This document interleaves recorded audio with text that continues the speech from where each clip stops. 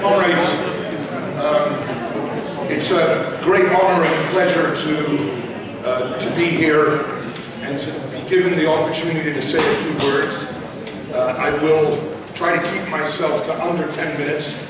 I don't think it would look good as an American speaker to speak any longer after what has been such a brilliant meeting. And I say an American speaker because as Brother Labadani was speaking about the omnibus bill, I thought to myself the words of Karl Marx, first time tragedy, second time farce. And I looked up at the vote in the equivalent of Parliament in the United States for the USA Patriot Act, which was the single most important legal changes, which was an omnibus act which affected the civil and political rights of all United States citizens, but also the citizens of the world, because it laid the basis in US law to engage in the kind of attacks around the world which we are seeing being continued. It might interest you to know that the Patriot Act was introduced on October 23rd, 2001. It passed the House of Representatives on October 24th. It also was issued at midnight on October 23rd and passed by vote the next day by the House of Representatives and by a vote of, incidentally, 357 to 66. The next day it was passed by the Senate by a vote of 99 to 1. You will be pleased to know that the Patriot Act was just extended by President Obama, and it is part of the continuation of the war on terror that was begun under George Bush. I'll come back to that in a minute, but I want to first say how pleased I am to be here, and also to say thank you to the comrades here, and to many comrades not in this room.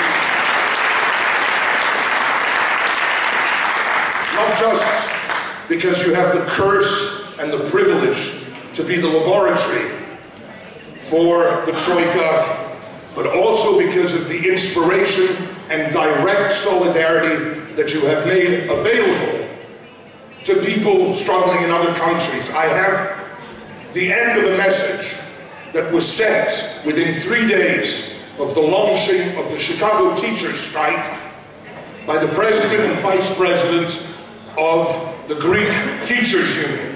And I just want to read you how they closed their message, because that's how I believe our struggle needs to be conducted and our solidarity needs to develop.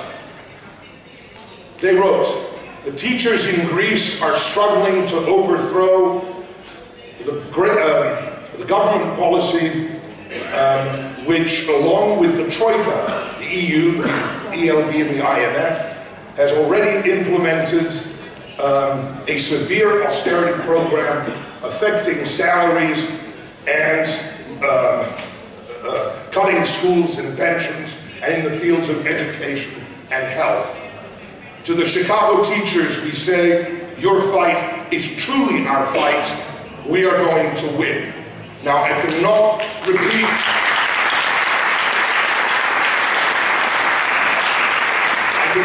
emphasize the importance to the Chicago teachers. I live in Chicago.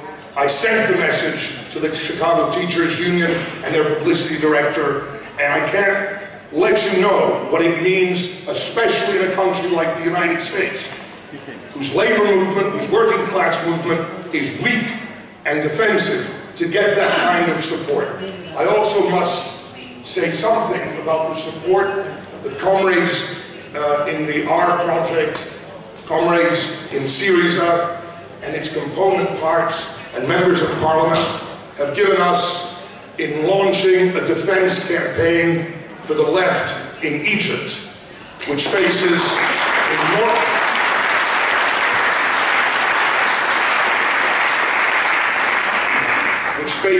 enormous problems. I was there last week and there in December.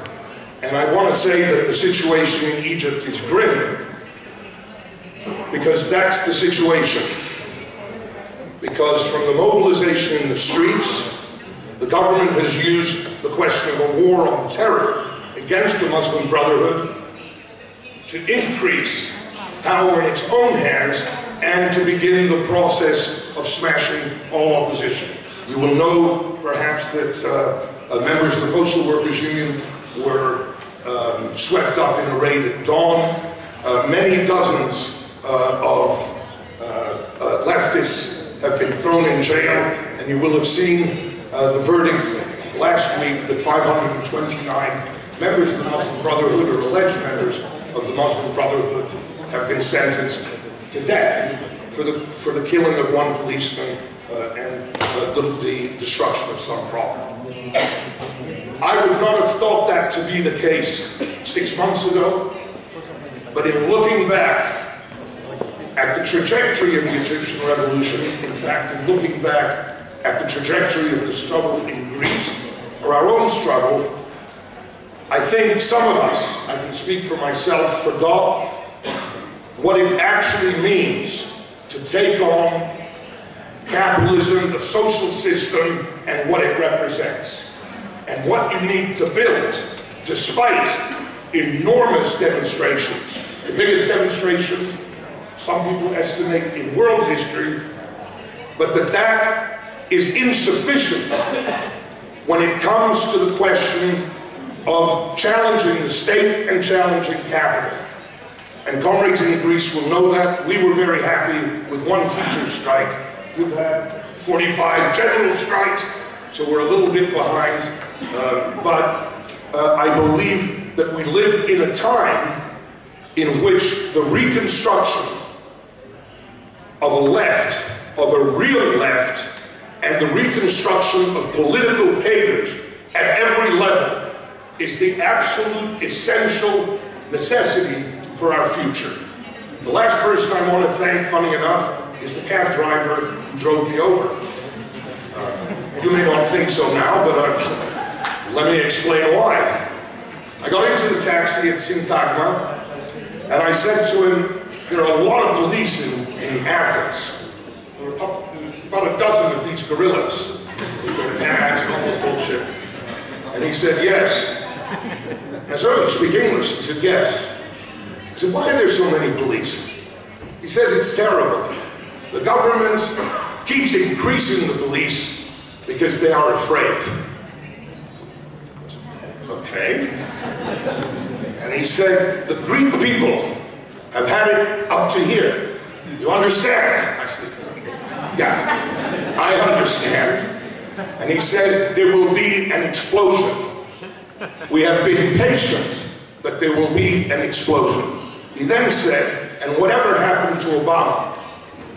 So I had to think, how do I explain in the 2-minute taxi ride from Syntagma to here what happened with Obama, which I'm now going to do in 2 minutes.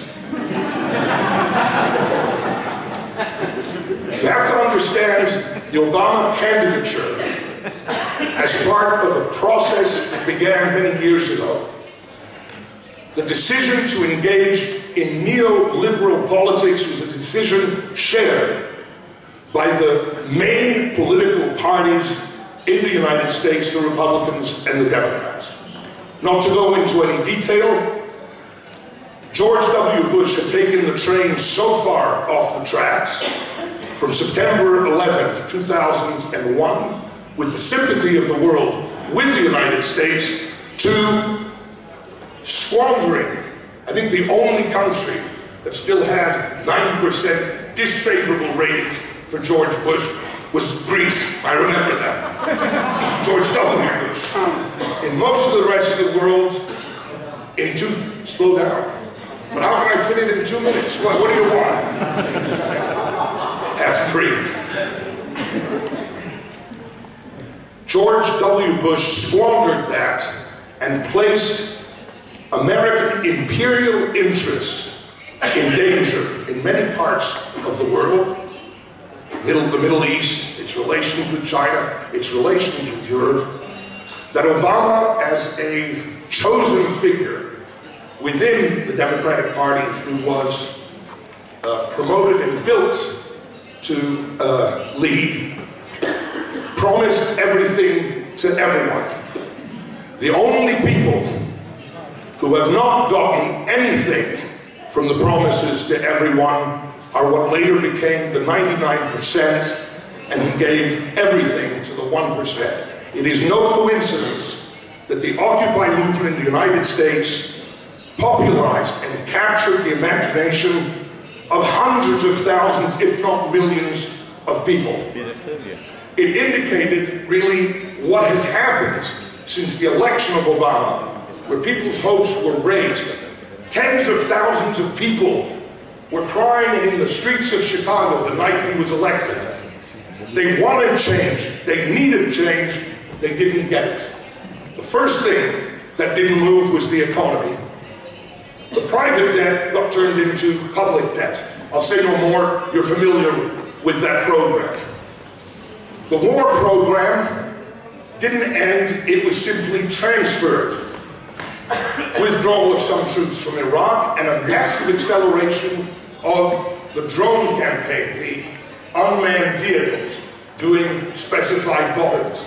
Der Spiegel wrote of Obama about a year ago, the Obama administration no longer kidnaps people like the Bush administration did, they simply kill them. On any other question you choose, and I'm out of time, from immigration, where the raids on immigrants and the deportations of immigrants are higher than they were under the Bush administration, or if you take a look at civil and political liberties, and of course you know about can we say it here? The NSA. Anyway, you know about the tapping of telephones and so on and so forth. There is an enormous vacuum in US politics which is producing some interesting results. The election of a socialist, I don't know why I'm pointing at Seattle, I have no idea where it is.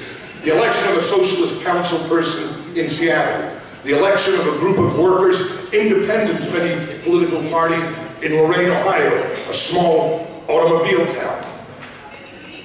But the sentiment, the feeling, the consciousness is one thing. It is another thing to have the combativity, the organization, and the ability to put that together. I too believe there will be an explosion in the United States. The cab driver told me that he worked for 2,000 euros a month as an accountant before he chose to open up his own firm and buy a cab. He says, the problem as an accountant today, 60 to 70% of my clients can't pay me. So I drive a cab. If I went back to my job, I would make 800 euros today. I said to him, you know, in the United States, UPS, everyone knows UPS now, the brown truck. In 1978, a union wage at UPS was $16 an hour. That's in 1978. Today, the starting union wage at UPS is $9 an hour. That is what neoliberalism has brought the United States. That's what the United States is exporting to the world. And that is what we reject completely and fundamentally. I bring you the warmest greetings from comrades in the United States, and I hope we rise to your standards and can do our part to assist and to solidarize with your struggle. Thank you.